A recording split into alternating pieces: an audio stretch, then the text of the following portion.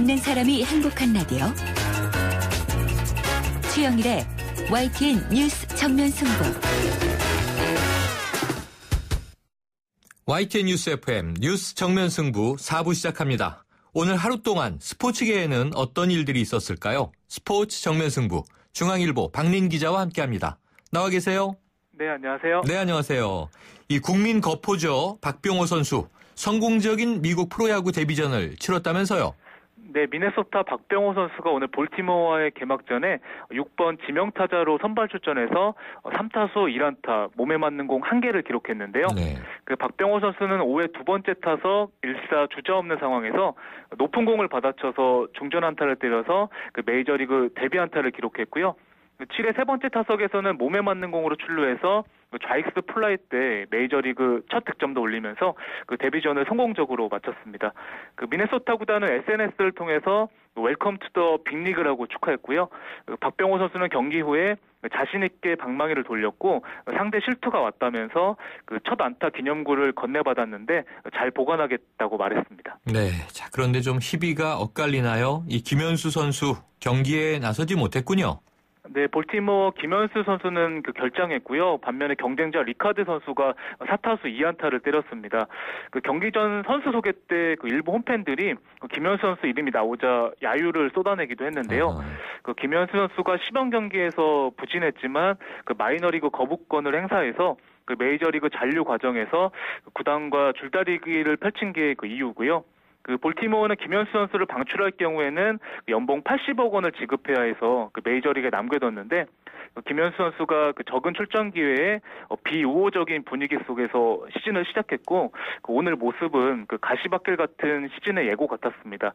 그 경기에서는 볼티모어가 9회 끝내기 안타로 3대2로 승리했습니다. 네, 자 초등학교 동창인 추신수 선수와 이대호 선수 이 소속팀이 맞대결을 펼쳤는데 어땠나요?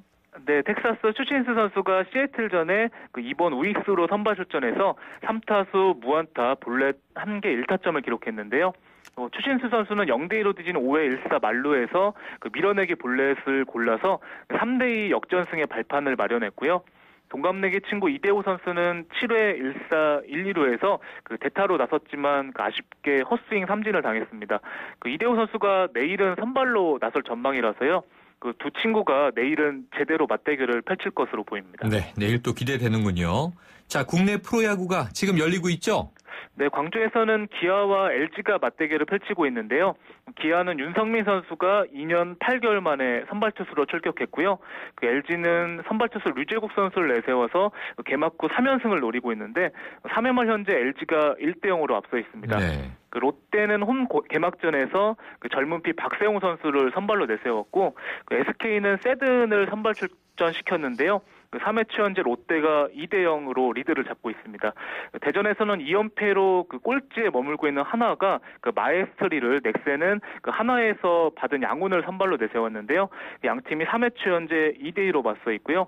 그 잠실에서는 그 2회 말 현재 두산이 NC에 5대0으로 크게 앞서 있고 네. 수원에서는 2회 초 현재 KT가 삼성에 3대1 리드를 잡고 있습니다. 네, 자 리듬 체조 요정 손현재 선수 오늘 귀국했다면서요? 네, 손현재 선수가 국가대표 최종 선발전을 위해서 오늘 그 일시 귀국했는데요. 그 손현재 선수는 그 최근에 이탈리아 페사로 월드컵에서 그 은메달 2개를 땄고요. 올 시즌 4차례 국제대회에서 그 모두 종목별 메달을 따는 등 컨디션이 좋습니다. 또 18.55 공점으로 개인 최고 기록도 경신하기도 했는데요. 그 올해 8월에 리오 올림픽을 앞둔 손현재 선수는 그 메달을 목표로 열심히 노력하겠다고 말했습니다. 네, 자 프로 축구 선수가 소매치기범을 잡았다는데 이건 어떤 내용이에요? 네, 그 이용과 박진포, 김성환 등 그 K리그 클래식 상주 상무 선수 7명이 그 지난 3일에 점촌 시외버스 터미널 근처에서 그 할머니의 가방을 훔쳐 달아나는 범인을 잡은 게 오늘 뒤늦게 알려졌는데요. 네. 그 선수들의 빠른 발에 놀란 그 범인이 도주를 포기했다고 하고요. 그 선수들은 경찰에 범인을 인계하고 그 현장을 떠났는데 그 경찰이 국군 체육부대라는 부착물을 기억하고 부대 확인해서 그 선행이 뒤늦게 알려졌습니다.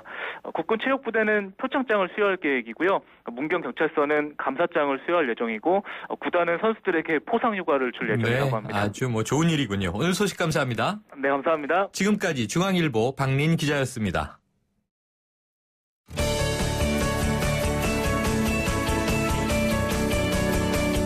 년 뒤의 우리 경제? 지금 알 수 있습니다. 트렌드로 본 대한민국 경제.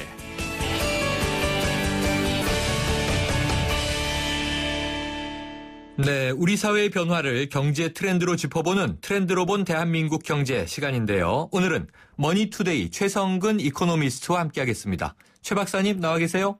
네, 안녕하세요. 네, 안녕하세요. 자, 요즘 이 드라마 안 보면 대화가 안 된다고 하죠. 교수님도 보신 적 있나요? 아, 네, 아주 즐겨보고 있습니다. 네. 뭐뭐 말입니다 하면서 네. 와이프에게 그 송중기 씨가 한 대사를 좀 흉내내서 하다가 이걸 좀 먹기도 했는데요. 네. 또 그래도 재미가 좀 있어서 계속 보고 있습니다. 아, 그렇군요. 네. 자, 이 중국에서도 인기가 참 대단한 것 같은데요. 현재 네. 이 드라마가 한국과 중국에서 동시 방영 중인데 동영상을 실시간으로 보기 위해서 유료 가입자가 급속하게 늘어났다면서요. 네, 그 말씀하신 대로 그 태양의 후예라는 드라마를 중국 내에서 독점 공급하고 있는 업체가 있는데 네. IT라는 사이트가 있습니다. 네. 거기에 유료 회원 가입자 수가 급증하고 있는데요. 태양의 후예가 이제 방영된 후 한 달 만에 약 300만 명 이상의 유료 회원 수가 늘어난 것으로 파악이 되고 있습니다. 네. 유료 회원이 연간 한 한국 돈으로 4만 원 정도 이용료를 내야 되는데요. 그렇게 되면 최소한 6억 위안, 그러니까 한국 돈은 한 1,100억 원 정도의 수입 증대 효과가 네. 일어난 것으로 나타나고 있습니다. 오, 대단하군요. 자, 네. 이렇게 드라마가 뜨면요. 파급 효과가 또 만만치 않은데요. 네. 우리 제품의 브랜드 가치도 높아지면서 또 판매 수익뿐만 아니고 간접 광고 혹은 관광, 다양한 분야에서 부가가치가 창출되지 않습니까? 네, 그렇습니다. 1년 한류 드라마를 통해 한국 제품에 대한 이미지가 개선되기 때문에 네. 드라마 속에서 뭐 간접 광고를 통해 노출된 제품과 함께 전반적인 한국 제품에 대한 소비가 늘어나는 효과가 있는데요. 네. 예를 들어 뭐 드라마에 나왔던 뭐 현대자동차의 모 제품 같은 경우에는 네. 계약률이 이전보다 10% 증가해서 아하. 약 한 광고 효과가 1,100억 원 정도 났다고 이렇게 나오고 있습니다. 네. 뭐 그 외에도 뭐 송중기 씨나 송혜교 씨가 이제 광고했던 어떤 제품이라든지 또 더불어서 한국에 대한 이미지가 개선되면서 한국을 방문하려는 관광객도 늘어나는 다양한 측면의 부가가치가 이제 기대가 되고 있습니다. 그렇군요. 예전에는 드라마 하나 성공하면 뭐 이 패션 소품 정도가 떴는데 지금은 네. 자동차 판매량도 늘어나니까 드라마의 이 마케팅 효과 대단해진 것 같습니다. 네네. 자, 이런 드라마 콘텐츠가요. 실제 우리 수출에는 얼마나 영향을 주나요? 앞서 말씀드린 것처럼 한류 드라마가 우리 이미지에 대한 우리나라 제품에 대한 이미지를 상당히 개선하는 효과가 있기 때문에 네. 그로에 대한 또 소비 심리도 함께 개선되는 효과가 있습니다. 최근 이제 한국문화산업교류재단의 분석에 따르면 네. 한류로 인한 문화 콘텐츠, 소비재, 또 관광객 수출의 그 추정치가 한 61억 달러 정도 되는데요. 네. 전년 대비로 한 8.4% 정도 증가한 것으로 나타나서 우리나라 전체 수출 증가율의 2.3%밖에 안 되는데 그것을 크게 상회하는 그런 것으로 이제 나타나고 있고요. 네. 이건 작년 기준입니다. 그리고 화장품 같은 경우에는 대표적인 수출 상품인데 지난해 같은 경우 한 53% 정도가 수출이 늘어났습니다. 그중에 40% 정도가 중국 시장에서의 비중인데 네. 여기 한 10억 불 정도가 가까이 됩니다. 네. 그러니까 대단한 성장률을 갖고 있고 한류 드라마의 뭐 한 편 갖고 이게 나타난 효과는 아니겠지만 네. 한류 드라마 역할이 대단히 컸다고 이렇게 볼 수 있겠습니다. 아, 그렇군요. 지금 이제 뭐 방영이 되고 있는 건데요. 네네. 이게 또 종방하게 되고 그러면 이제 중국과 동시 방영뿐만 아니라 뭐 이제 아시아 여러 나라에 퍼지게 되면 네네. 한류 효과가 수출에 미치는 영향 더 늘어날 수도 있겠군요. 예, 당연합니다. 아. 그것이 뭐 과거의 사례에 비춰보면은 뭐 중동 같은 데도 팔릴 수가 있고 네. 남미 같은 데도 팔릴 수 있기 때문에 그거에 대한 부가가치는 뭐 지금으로선 따질 수는 없는 것 같습니다. 네, 그렇군요. 중동이나 남미까지도 이 한류의 수출 효과가 퍼질 수 있다. 네네. 네, 아까 이 관광 효과도 잠깐 언급은 했는데요. 이 최근에 6천 명의 중국 단체 관광객이 인천을 방문을 하지 않았습니까? 네네. 이게 6박 7일 일정이었는데 이들 관광객 방문에 따라서 경제 효과가 한 120억 원 이 정도 이른다고 보도가 된 것 같은데요. 네네. 이건 한국에 들어와서 직접 쓰는 돈들이고 네. 여기서 그치는 것이 아니고 관광의 부수적인 효과 더 크다고 볼 수 있지 않을까요? 네, 그렇습니다. 사실 중국의 한국 관광객은 뭐 기존에 보면 면세점에서 이게 물건을 사기 급급한 그런 단순한 목적에 불과했는데요. 네. 최근에 이제 한류 드라마를 통해서 이러한 경향이 좀 바뀌는 것 같습니다. 네.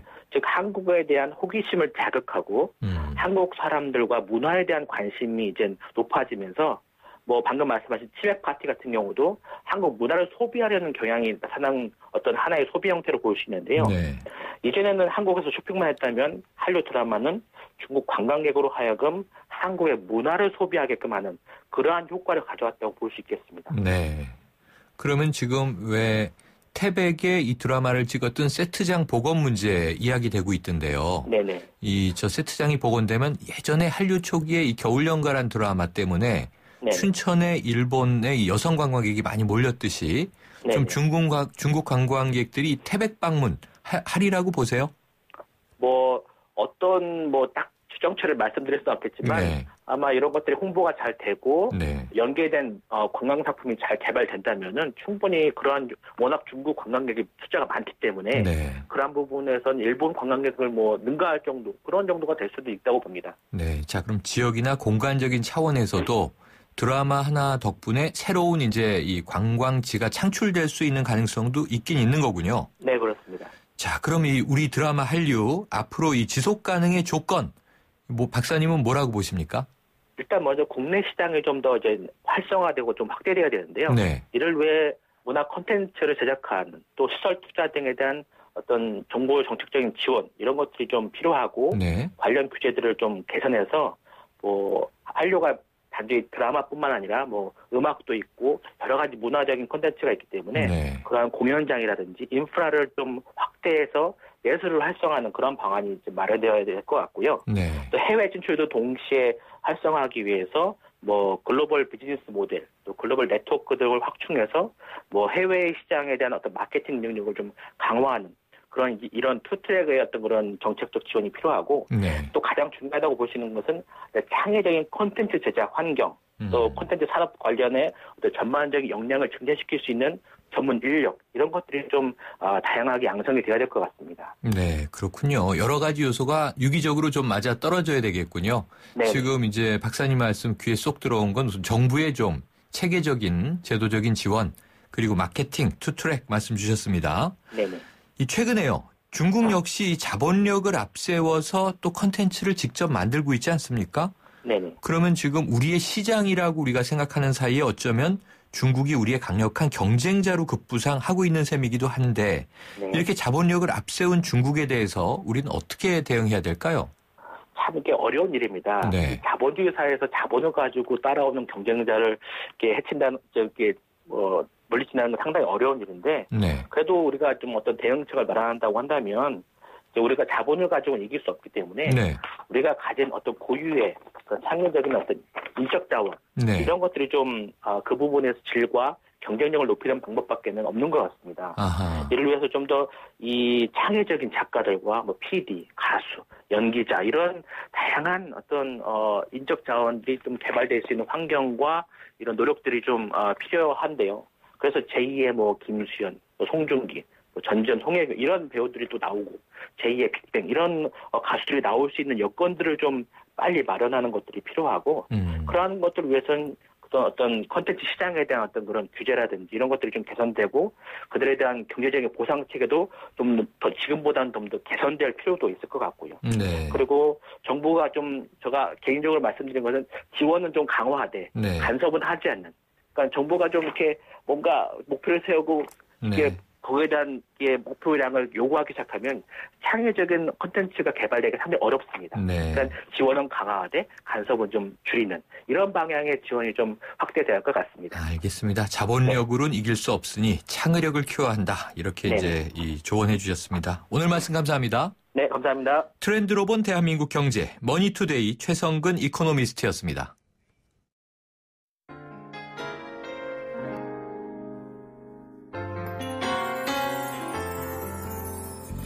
네, 식목일의 정면송은요, K-윌이 부르는 나무입니다. 나무. 자, 우리 사회가 나무라고 상상을 해보면 정치가 나뭇잎 정도 되고 꽃을 피우고 열매를 맺어서 국민들에게 돌려줘야 할 텐데요. 결국 민심이 뿌리일 것이고 투표라는 줄기를 통해서 이 모든 순환이 연결되는 것 아닐까, 이렇게 혼자 생각을 해봅니다. YTN 뉴스 FM 뉴스 정면승부, 오늘 준비한 내용 여기까지입니다. 지금까지 프로듀서 박준범, 작가 홍기희, 강현지, 기술감독 안홍진, 황보화, 진행의 최영일이었습니다. 내일 뵙겠습니다.